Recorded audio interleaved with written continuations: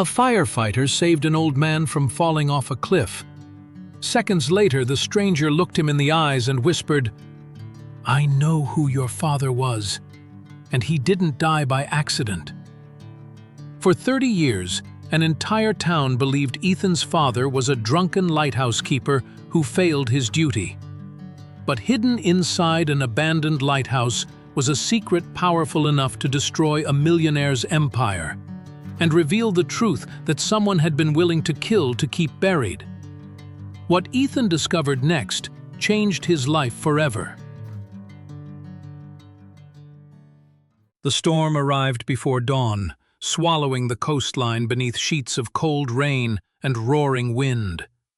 The emergency radio crackled before Ethan Walker had even finished his first cup of coffee. "Rescue Unit 3, possible jumper. North Cliff Trail. Witness reports an elderly male hanging over the edge." Ethan was already moving before dispatch finished speaking.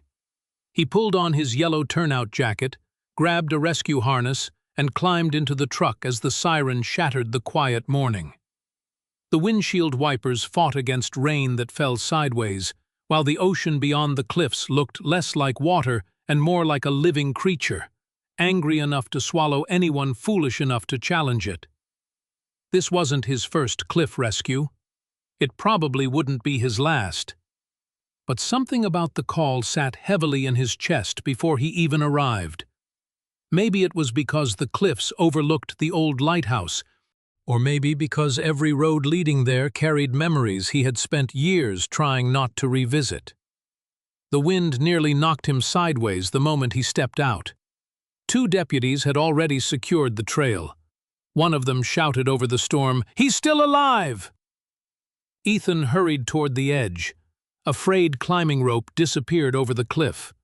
Far below, waves exploded against black rocks, sending towers of white spray into the air. An elderly man dangled 20 feet beneath the ledge. One hand barely clung to the rope, the other reached toward nothing. His gray coat whipped violently in the wind. Another minute? Maybe less. Ethan clipped himself into the anchor line without hesitation. "Hold the belay!" He lowered himself over the edge. Rain soaked through his gloves almost instantly.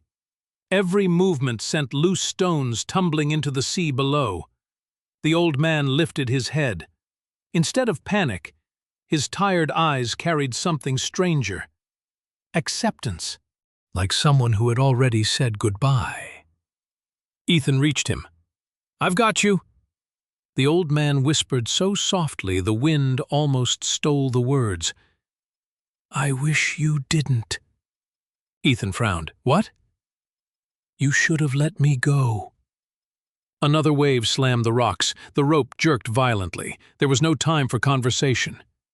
Ethan secured another harness around the man's chest. "You're coming up." "No." "That's not your decision anymore." For the first time, the old man's eyes met his fully. There was sorrow inside them, not fear, not anger, only exhaustion. The kind Ethan had seen in people who had survived wars, parents leaving children's hospital rooms, fire victims staring at the ashes where their homes once stood. It wasn't the look of someone afraid to die. It was the look of someone who believed he deserved to. "Pull!" The rescue team hauled both men upward. The climb felt endless. Twice Ethan's boots slipped against wet granite. Twice the rope swung toward open air. His shoulders burned. His fingers numbed. Finally, hands grabbed his jacket. Several firefighters pulled them both onto solid ground. The old man collapsed onto the soaked grass, coughing seawater. Paramedics rushed forward. Blankets, oxygen, heart monitor, questions. He ignored all of them. Instead, he stared at Ethan, long, silent, as though trying to recognize a ghost. An hour later, the storm had weakened. The old man sat inside the rescue truck, wrapped in a gray blanket. A medic examined his shoulder. Ethan handed him a cup of hot coffee. The man accepted it but never drank. Instead, his eyes drifted toward a faded photograph taped inside Ethan's locker door. A man in an old lighthouse keeper's uniform stood smiling beside a young boy no older than 6. The little boy sat proudly on the man's shoulders. Salt air, sunlight, a happier lifetime. The old man's hand began to shake. He leaned closer. "Who's that?" Ethan smiled without looking. "My dad." "What was his name?" "Daniel Walker." The coffee slipped from the old man's trembling fingers. It hit the floor. Dark liquid spread across the truck. No one spoke. Ethan looked up. "You okay?" The old man's face had gone completely pale. His lips moved once before any sound came. "Daniel." He whispered the name as though it had haunted him for decades. "You knew him?"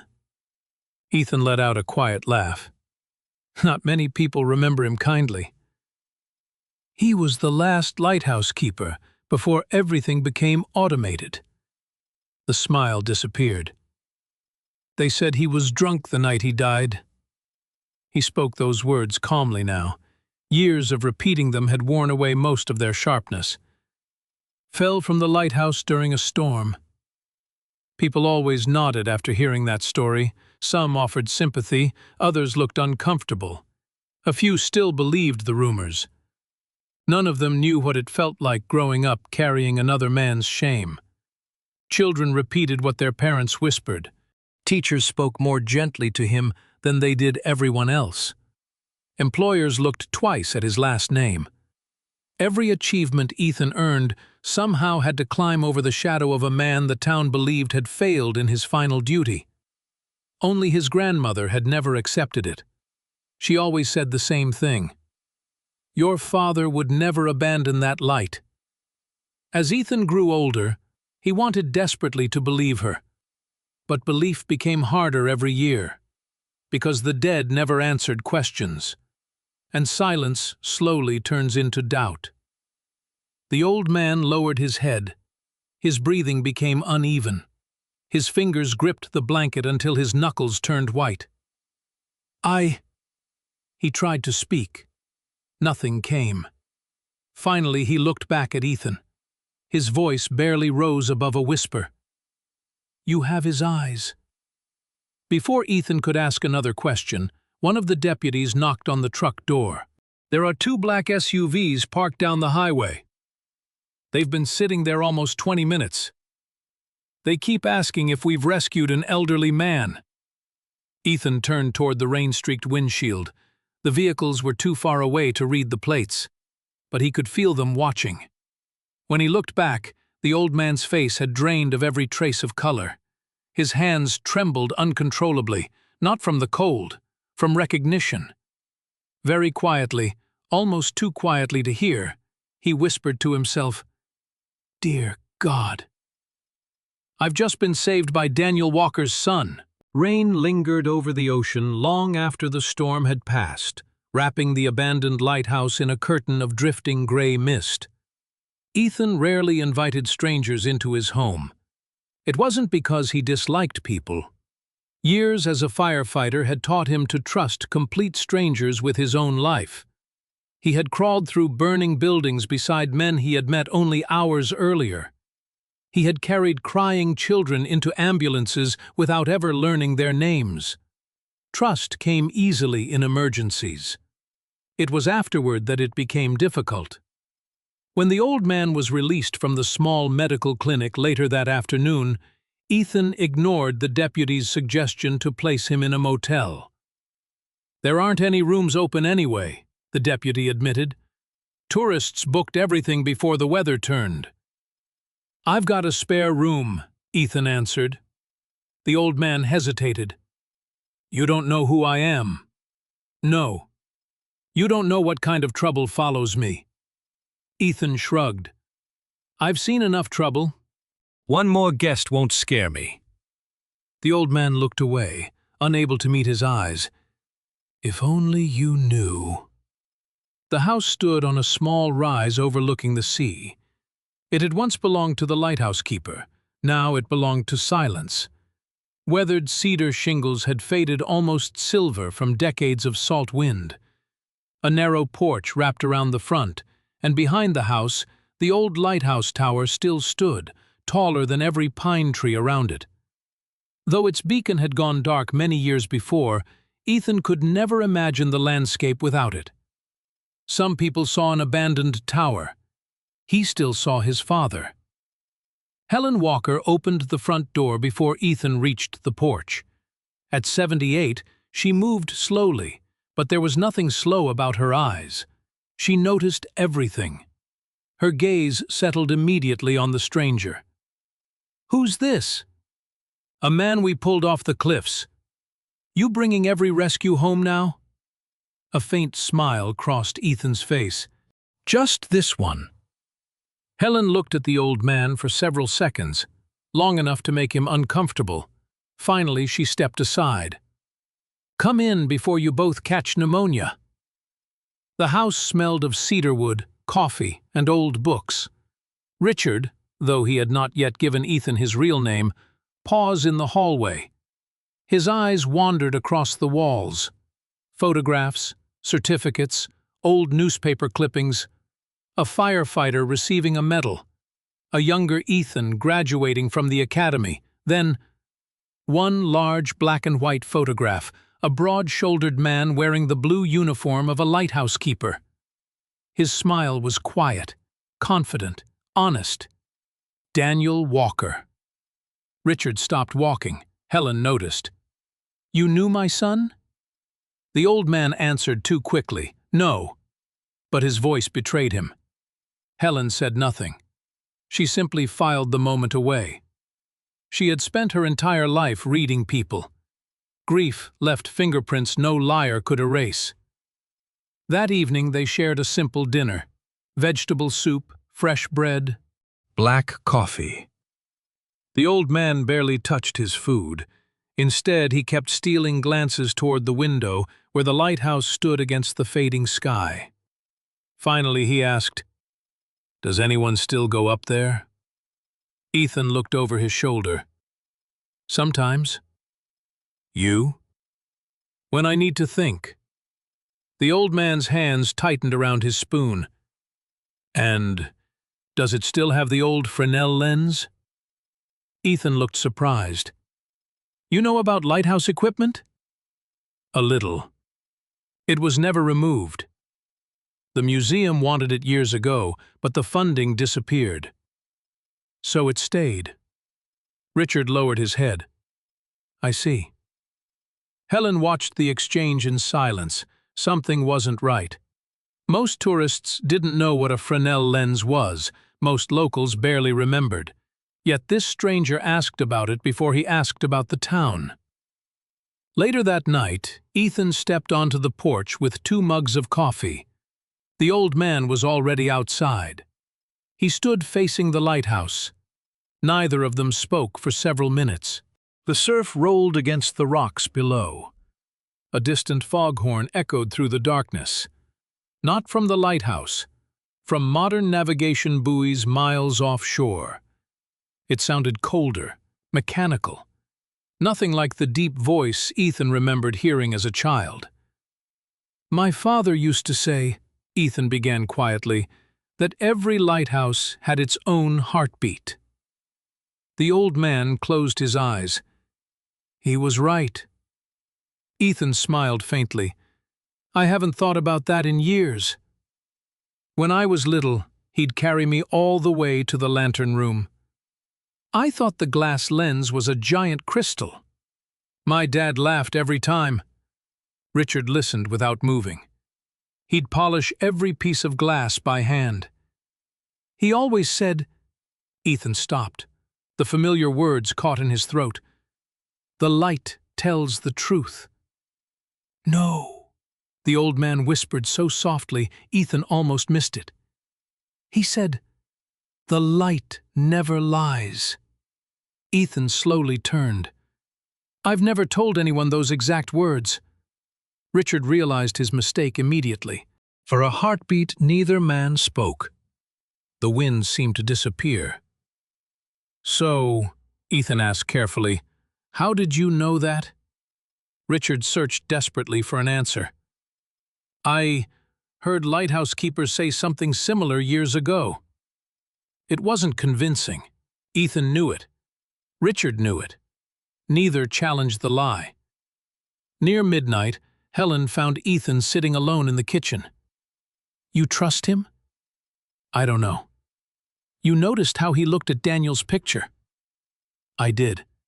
And? He knows something. Helen folded her arms. For 30 years I've listened to people tell stories about your father. Some pitied him. Some judged him.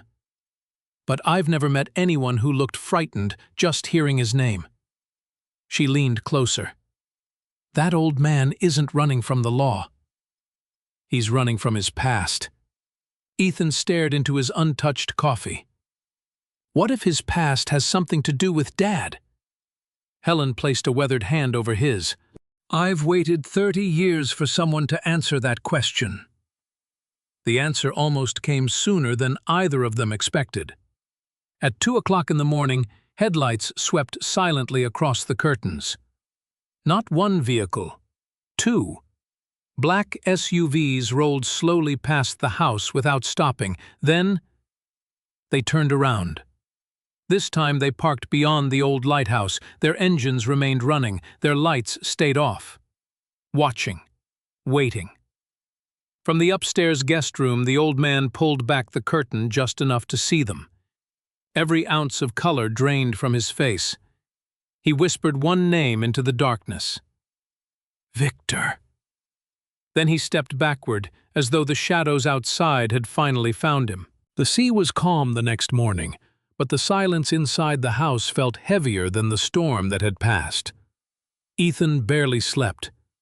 Every time he closed his eyes, he saw the old man's face when he had spoken his father's name. It wasn't recognition alone. It had been grief, raw, immediate, and deeply personal. People remembered Daniel Walker. Some remembered him kindly. Others remembered the rumors. But no one had ever reacted with terror. When Ethan walked downstairs just after sunrise, Helen was already making breakfast. She had lived long enough to know when words should wait. She simply poured him coffee and nodded toward the back porch. He's been sitting out there since daylight. Richard sat alone in an old wooden chair, wrapped in a heavy blanket. The ocean stretched before him, peaceful now, its gentle waves hiding every trace of yesterday's violence. He looked like a man listening for voices no one else could hear. Ethan carried his coffee outside. You should be inside. Richard smiled faintly. I've spent 30 years hiding inside. The sentence lingered between them. Neither man spoke for nearly a minute. Finally, Ethan broke the silence. Who is Victor? Richard's fingers froze around the mug. You heard me. You said his name last night. The old man looked toward the lighthouse instead of answering. Some names become prisons. I've lived inside that one for a very long time. Ethan leaned against the porch railing. My grandmother thinks you knew my father. Richard closed his eyes. I did. The words landed like a stone. Ethan felt his pulse quicken. You lied. I wasn't ready. You looked at his picture like you'd seen a ghost. I suppose I had. Ethan stepped closer. Who were you to him? Richard's breathing became uneven. The answer seemed almost physically painful. I wasn't his friend. Were you his boss? No. Did you work together? No. Each answer deepened Ethan's frustration. Then how do you know him? Richard slowly lifted his head. There are truths that destroy lives. And there are lies that destroy them more slowly. I've carried both. Before Ethan could respond, the sound of tires crunching over gravel echoed from the driveway. A white SUV rolled to a stop beside the house. Two men stepped out. One wore an expensive raincoat despite the clear weather. The other carried a leather briefcase. Both smiled too easily. Ethan immediately recognized the expression. Insurance investigators, corporate lawyers, people trained to appear harmless. The older man removed his sunglasses. "Good morning. We're looking for an elderly gentleman. My uncle suffers from memory loss. He wandered away several days ago." Ethan folded his arms. "That's unfortunate. We'd appreciate any help." The younger man produced a photograph. The picture showed Richard, only much younger. Well-dressed, standing beside a luxury yacht. The photograph had clearly been taken years ago. "Our family has been worried sick." Helen quietly appeared beside Ethan, her eyes narrowed. "Funny." "What?" "You don't look worried." The younger man's smile disappeared for just a second. Then it returned. "If he's here, we'd simply like to bring him home." Ethan glanced toward the porch. Richard was gone. He had slipped inside without making a sound. "I haven't seen him." The older visitor reached into his jacket. Instead of showing another photograph, he pulled out an envelope. Thick, heavy, cash. "If you happen to remember anything, we believe gratitude should be rewarded." Helen laughed. It wasn't a pleasant sound. "My husband served in the Coast Guard. My son spent his life keeping ships away from these rocks. My grandson runs into burning buildings. If you think this family can be bought—" She gently pushed the envelope back against the man's chest. "You've stopped at the wrong house." For the first time, the older man's patience cracked. His smile faded. "We're only trying to help." "So are we," Ethan answered. "Now leave." Neither visitor argued. They simply returned to the SUV. As the vehicle pulled away, Ethan noticed something. It didn't head toward town. Instead, it parked on a ridge overlooking the house. Watching. Waiting. Again. Inside, Richard stood near the old fireplace. His shoulders trembled. "They found me." Ethan closed the front door. "They said they were family." Richard laughed bitterly. "They're closer to executioners." Helen spoke quietly. "Who are they really?" Richard stared at the flames dancing inside the fireplace. "My past. They've finally caught up." He walked slowly toward the photograph of Daniel Walker. His hand hovered over the frame but never touched it. "I've rehearsed this moment thousands of times. I always believed I'd confess before I died. I never imagined—" He looked directly at Ethan. "I'd be confessing to his son." The room became perfectly still. Even the fire seemed quieter. Richard drew a slow breath. "My name is Richard Hawthorne." The name meant nothing to Ethan. Helen's face, however, slowly lost its color. "Hawthorne," she whispered. "The shipping company?" Richard nodded once. "It used to be mine." "You owned half the ports on this coast?" "I owned much more than I deserved." Ethan frowned. "I still don't understand." "You will." Richard's voice cracked for the first time. 30 years ago, I wanted wealth more than I wanted decency. I believed money solved every problem. I believed every honest man had a price." His eyes filled with tears. "Then I met your father." Richard turned once more toward Daniel's photograph. "He was the first man who proved I had been wrong my entire life." He swallowed hard, and because he refused to sell his conscience, he paid for it with his life. The words struck Ethan like a collapsing wall. His coffee slipped from his hand and shattered across the wooden floor. "No," he whispered. "That's impossible." "They said he fell. They said he was drunk." Richard slowly shook his head. "No. He didn't fall. And he wasn't drunk. The old man lowered himself into the chair as though the weight of 30 years had finally settled onto his shoulders. His voice became barely audible. "Your father was murdered." Then he looked Ethan straight in the eyes. "And although I never laid a hand on him, I am the reason he died." Morning sunlight broke through the clouds, but it could not reach the darkness that had settled inside Ethan Walker. The words echoed through his mind with merciless clarity. "Your father was murdered." He had replayed them 100 times before breakfast, hoping repetition would somehow make them less impossible. Instead, they became more real.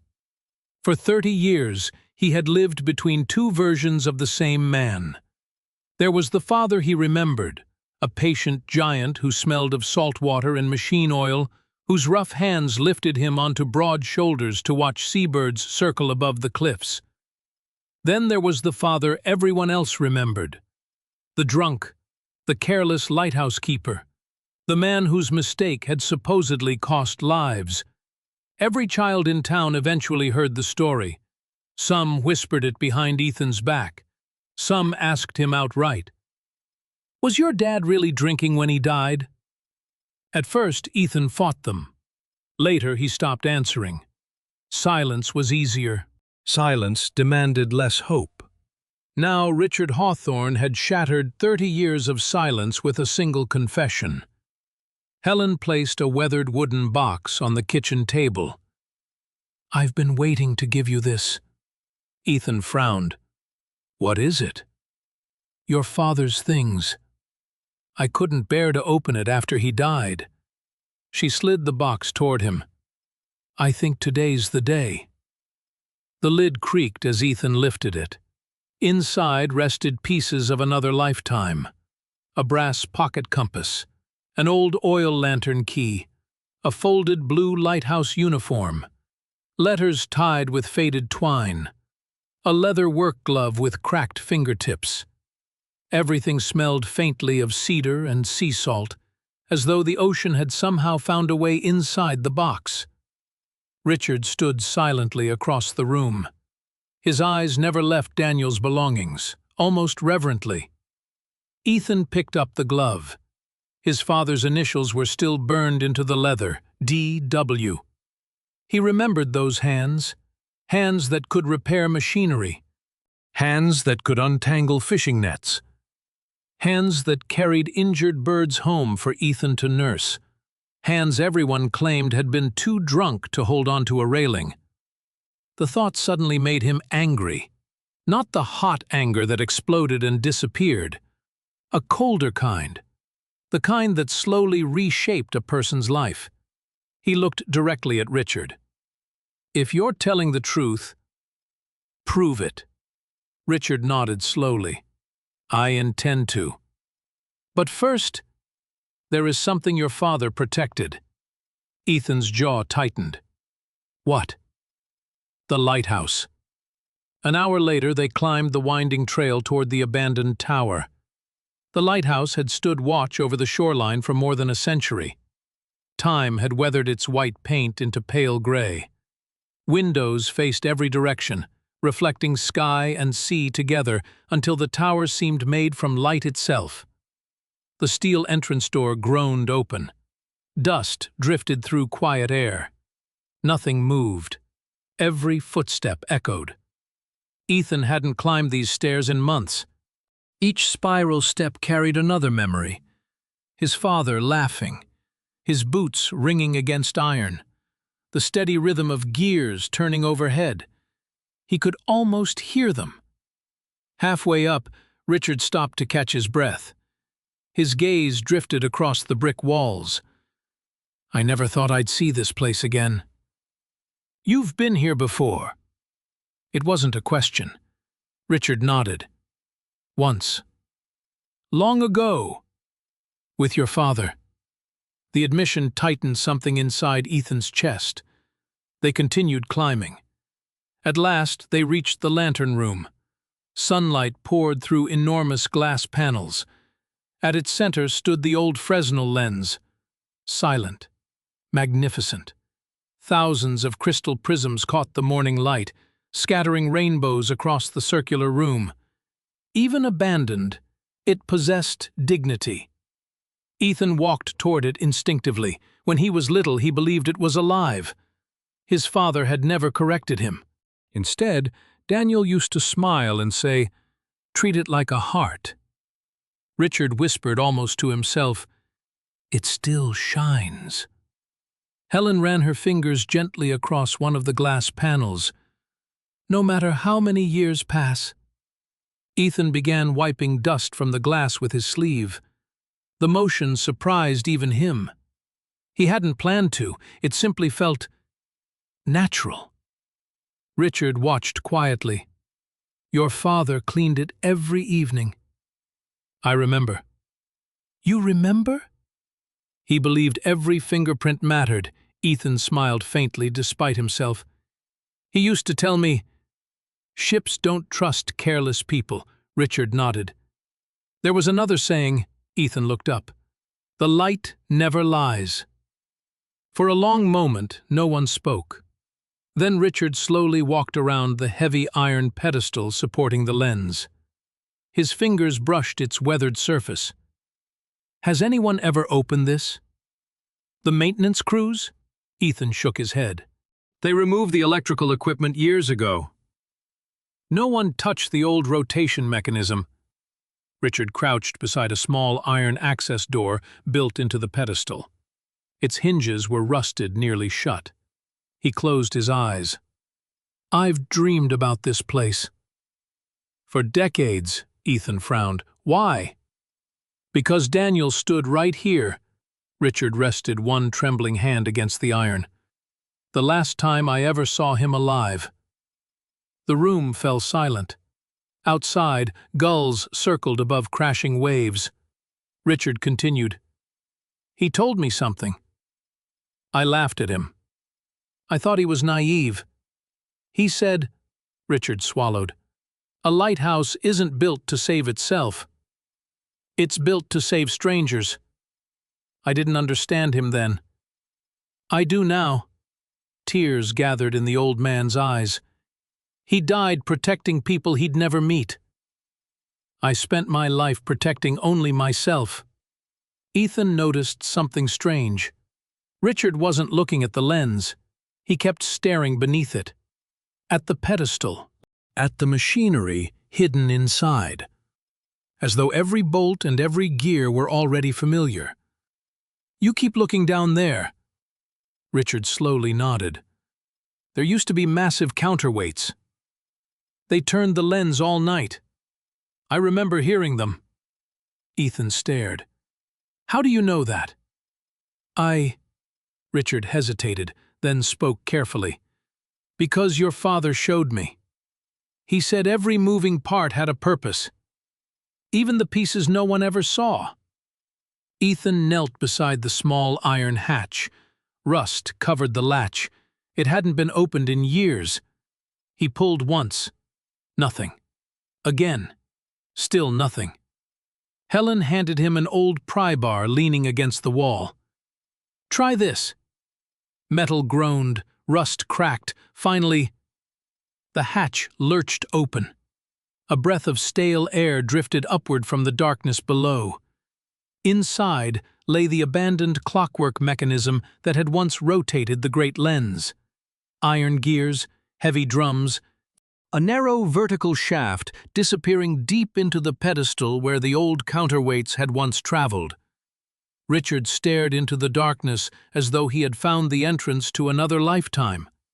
His voice barely rose above a whisper. "Ethan, I think your father left something here."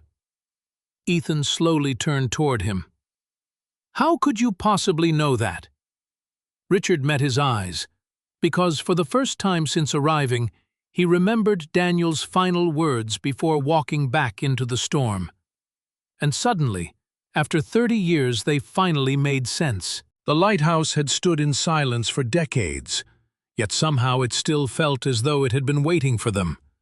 Dust floated through the beams of morning sunlight, drifting slowly around the giant Fresnel lens. Every pane of glass caught the light differently, scattering pale rainbows across the iron floor.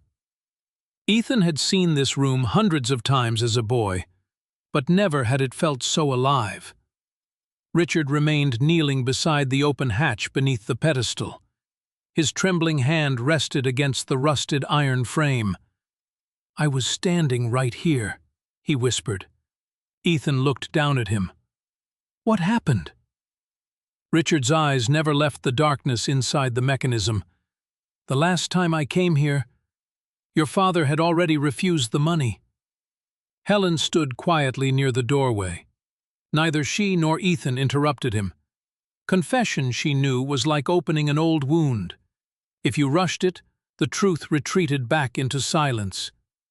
Richard swallowed hard. Victor Kane and I had already staged the insurance claim. Our cargo ship wasn't carrying expensive electronics. It was loaded with scrap metal and concrete blocks. The shipping documents were fake.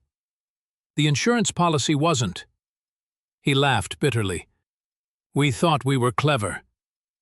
We believed everyone had a price." His eyes drifted toward the ocean beyond the windows. But Daniel Walker didn't. Richard's voice carried them back 30 years. The lighthouse had still been alive then. The beacon turned steadily through the darkness. Its great clockwork gears hummed beneath the lantern room.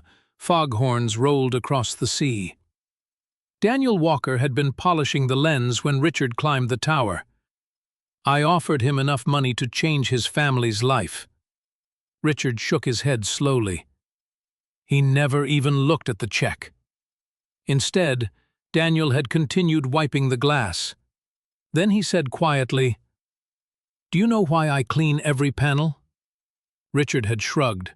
"I thought he was stalling." Daniel smiled. "Ships never see me. They only see the light. If the light lies, people die." Richard remembered laughing. "You really think one page in a logbook matters?" Daniel had finally turned toward him. His eyes had been calm. The calmness frightened Richard more now than it had then. "Truth always matters, especially when nobody wants it." Richard closed his eyes. "I should have walked away. I should have told Victor the deal was over. But I wanted the money. I told myself Daniel would eventually give in. He never did." Ethan listened without moving. Every sentence felt like another stone placed upon his chest. "You weren't there when my father died." Richard nodded. "No. I stayed below. I heard them arguing. I kept telling myself Victor would scare him. Nothing more." His voice cracked. Then, I heard a scream. Silence swallowed the room. Outside, waves crashed softly against the cliffs. The sound seemed impossibly gentle compared to the violence Richard remembered. "When Victor came down," Richard whispered, "he said Daniel slipped. I knew he was lying, but I accepted it, because accepting it protected everything I'd built." He looked directly at Ethan. "That was the day I stopped being an honest man." Ethan slowly turned away. He walked toward the enormous windows overlooking the sea. He wanted to hate Richard. God knew he had every reason to. If Richard had spoken 30 years earlier, his grandmother wouldn't have lived under whispers. His father wouldn't have been remembered as a drunk. His own childhood would have been different. Every promotion, every award, every handshake from someone who secretly pitied him, all of it suddenly felt connected to one man's silence. He clenched his fists. So why now? Richard didn't answer immediately. Instead, he reached into his coat pocket. He pulled out a folded newspaper clipping. Its edges had yellowed with age. The headline read, "Shipping magnate Richard Hawthorne announces retirement." Ethan frowned. "You were one of the richest men on the East Coast." "I was. So why come back?" Richard's tired eyes drifted toward Daniel's photograph hanging from Ethan's memory. I stopped sleeping. For years. Every night, I heard waves. I saw 2 deckhands drowning. I saw your father standing under this light. He never accused me. He only looked disappointed. Richard lowered his head. Disappointment hurts more than hatred. Helen quietly approached the pedestal. She crouched beside the open mechanism. So, you believe Daniel hid something inside? Richard nodded. He knew Victor would search the obvious places. The office. The house. The filing cabinet. He was too careful to leave the logbook there. Ethan looked toward the narrow shaft disappearing deep into the pedestal. The counterweights. Richard smiled sadly. He once showed them to me. He said nobody ever paid attention to what made the light move. Everyone admired the beacon. No one cared about the machinery underneath. His expression changed. Then suddenly, his eyes widened. My God! Ethan turned. What? Richard slowly pointed into the darkness. The counterweights are gone. They removed them when automation replaced the lighthouse. So? Richard stood up so quickly he nearly lost his balance. So there's empty space now. A deep shaft. Hidden. Dry. No one would ever think to search it. His breathing became faster. Daniel wasn't hiding the truth from honest people. He was hiding it from Victor. And Victor never understood this lighthouse. Ethan grabbed a flashlight from an old maintenance cabinet. Its batteries were weak, but still alive. He aimed the beam down into the narrow iron shaft. Dust, spiderwebs, old grease. Nothing else. At least, nothing obvious. The beam disappeared into darkness nearly 8 feet below. It goes farther than I expected. Richard nodded. The counterweights traveled all the way down. Helen looked thoughtfully at the opening. If something was dropped in there, it would have stayed dry all these years. Ethan lay flat on the cold iron floor. He reached his arm into the shaft. His fingertips brushed rust. Stone. Nothing more. He stretched farther, still nothing. The opening wasn't wide enough. His shoulder became trapped. He pulled back with a grunt. No. It's deeper. Richard's voice barely rose above a whisper. Daniel always planned ahead. He would have hidden it where only someone willing to reach beyond comfort could find it. Ethan stared once more into the darkness. Something about the old man's certainty unsettled him. Not because Richard sounded hopeful, because he sounded certain, as though he had finally remembered the last piece of a conversation buried beneath 30 years of guilt. Outside the lantern room, a gull suddenly exploded into flight. At the same instant, far below on the coastal road, the unmistakable growl of powerful engines echoed through the morning. Helen walked to the window. Her face tightened. They're back. 2 black SUVs were climbing the winding road toward the lighthouse, and this time, they weren't pretending to be polite visitors anymore. The engines stopped outside, but no one inside the lighthouse moved. Ethan instinctively reached for the portable radio clipped to his turnout jacket. No signal. The thick stone walls swallowed almost everything. Helen quietly stepped away from the window. They've parked below the bluff. 3 men. No uniforms. Richard's breathing became shallow. They know I came here. They don't know why, Ethan answered. Not yet. He looked back at the narrow shaft beneath the lighthouse mechanism. The opening was barely wider than his forearm. Dust coated the edges. No one had touched it in decades. His firefighter's instincts whispered the same thing they always did during rescues. Slow down. Observe first. People rushed into danger. Professionals studied it. Ethan grabbed a maintenance flashlight from the old tool cabinet and switched it on again. The beam reached deeper this time. About 8 feet below, the light caught something that hadn't reflected before. A tiny glimmer. Not metal, not stone. Waxed cloth. His pulse quickened. There. Richard leaned closer. "I knew it!" "No!" Ethan corrected him. "You hoped." Richard lowered his eyes. "You're right. I've hoped for 30 years. The shaft was too narrow for Ethan's shoulders. He tried stretching farther. His fingertips brushed the object before slipping away. Just an inch short. He cursed quietly. So close. Helen disappeared without saying a word. She returned carrying an old wooden crate from the maintenance room. Inside lay tools left behind when the lighthouse had been automated years ago. Rusty wrenches, oil cans, coils of wire, and a long steel inspection hook. Ethan smiled. "I remember this. My father used it to retrieve dropped bolts." He attached the flashlight to his wrist and carefully lowered the hook into the shaft. The first attempt failed. The hook scraped iron.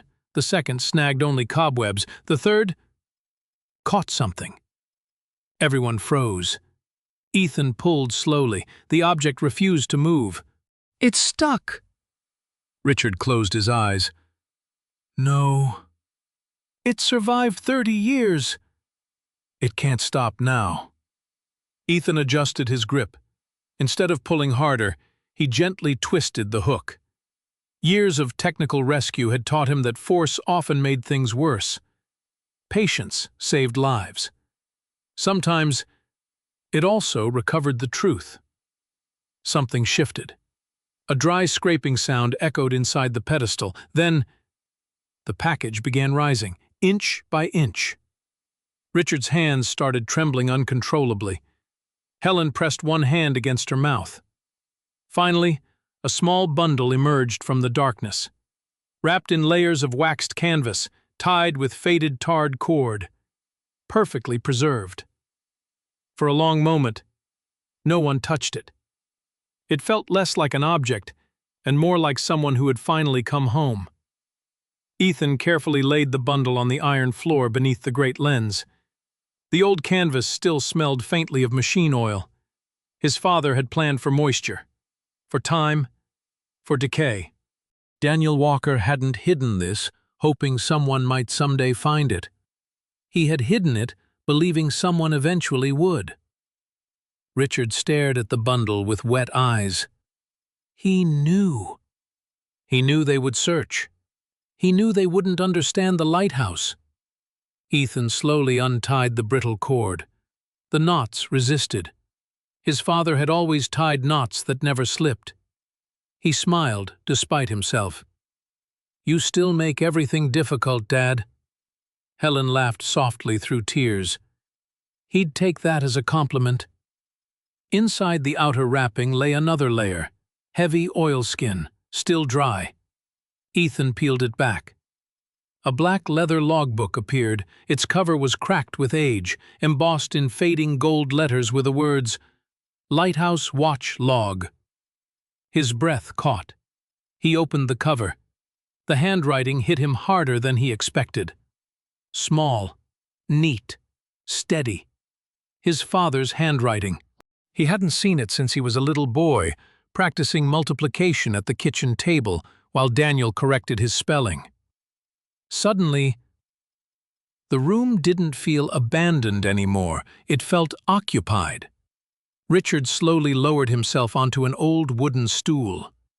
He didn't ask to hold the book. He didn't deserve to. Instead, he simply listened while Ethan turned the pages. Weather reports, passing vessels, fog conditions, maintenance records, every page reflected the same careful discipline. Daniel had documented every shift with almost impossible precision. "He wrote like he lived," Helen whispered. "Nothing careless." Ethan nodded. Every rumor he'd ever heard about his father seemed increasingly absurd. This was not the work of a reckless drunk. This was the work of a man who understood that strangers trusted him with their lives. He continued turning pages, until one entry stopped him, the date, the night Daniel died. His hands began shaking. Richard quietly stood. "I can't. I don't have the right to read it first." "You do." Ethan looked at him. "No." Richard's voice broke. His son should hear his father before anyone else. Ethan swallowed hard and began reading aloud. Visibility excellent after midnight. Heavy seas but safe navigation maintained. Beacon operating normally. Cargo vessel altered course toward the reef despite repeated light signals. No weather condition explains the maneuver. Richard closed his eyes. Every sentence destroyed another lie he had helped create. Then Ethan noticed the handwriting change. The final lines had been written faster, as though Daniel had heard footsteps approaching.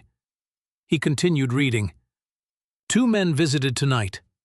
They demanded I change this record. They offered money. I refused." Helen's tears fell silently. Ethan struggled to continue. "If this book is ever found—" His voice cracked. Richard covered his face. Ethan read the final message. "The truth belongs to whoever still believes light exists. I have hidden this log in the heart of the lighthouse. If my son ever stands here—" Ethan stopped breathing. The room disappeared. There was only the page, only his father's words reaching across 3 decades. With trembling lips he finished reading. "Son, never let anyone convince you that honesty is weakness. Men can bury a good name, they can bury a body, but if even one honest person keeps the truth alive, the light will always find its way home." Silence filled the lantern room. Richard fell to his knees, not because of guilt alone, because after 30 years, Daniel Walker had spoken again. Then the silence shattered. A heavy crash echoed from the stairwell below. Someone had forced open the lighthouse door. Footsteps, more than one pair, steady, deliberate, climbing upward. Richard's face turned white. "They're here." Ethan closed the logbook, wrapped it back inside the oilskin, and handed it to Helen. "Take the back stairs." "There aren't any," Helen answered. Ethan looked toward the only spiral staircase leading down. The footsteps were getting closer, very close. A man's voice echoed upward through the tower. "Richard!" "We know you're up there," another voice laughed. "No more running." Ethan slowly stood between the approaching footsteps and his father's journal. The footsteps stopped just outside the lantern room. For one endless second, no one breathed. The old lighthouse had witnessed storms, shipwrecks, and generations of keepers, but now it stood as the final courtroom for a crime buried beneath 30 years of lies. Ethan slid the leather logbook beneath his turnout jacket. Its worn cover rested against his chest, directly over his heart. It felt strangely fitting. His father had hidden the truth inside the heart of the lighthouse. Now Ethan would carry it inside his own. The iron door burst open. 3 men stepped into the lantern room. 2 were broad-shouldered and dressed in dark jackets. Between them walked a man in his early 50s with silver at his temples and expensive boots that had never known honest work. His calm expression was almost identical to the photograph Richard had once shown Ethan. Victor Kane, Jr. He looked first at Richard. "So, I knew guilt would eventually bring you back." Richard slowly stood. "I came back because I'm finished running." Victor smiled. "No.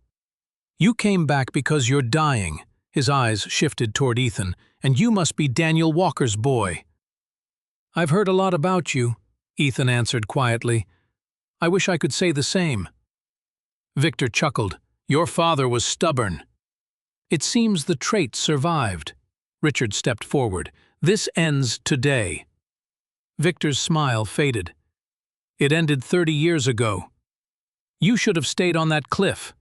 The sentence confirmed everything. Richard closed his eyes. "I gave you my silence. It cost me my soul.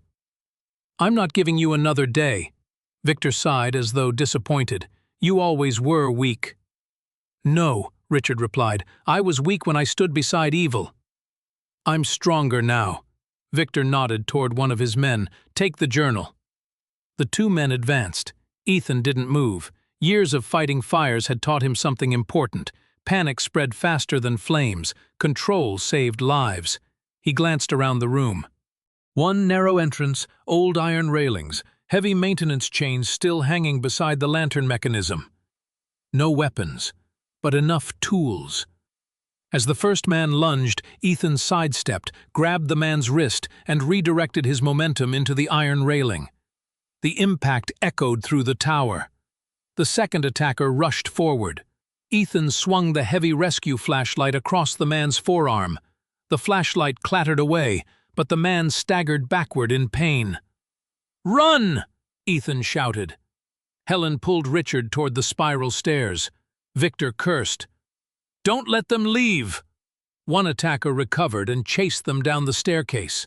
The lighthouse filled with the sound of pounding footsteps. Ethan followed.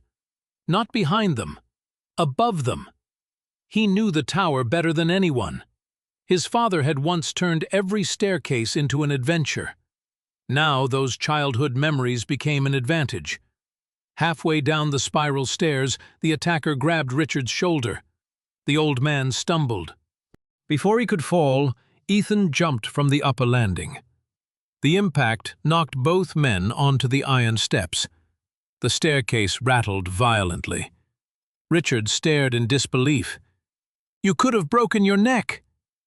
Ethan pulled the attacker to his feet and restrained him with an old maintenance chain. "I've jumped through burning roofs. This wasn't the worst idea I've ever had." Even Richard managed a weak laugh. Outside, the morning sky had brightened. Sunlight shimmered across the ocean. Several tourists on the overlook noticed shouting near the lighthouse. One pulled out a phone. Another pointed toward the struggle. Victor saw them. His confidence disappeared. "You idiot!" he hissed at his remaining bodyguard. "Finish this!" Instead, the distant sound of sirens rolled across the cliffs.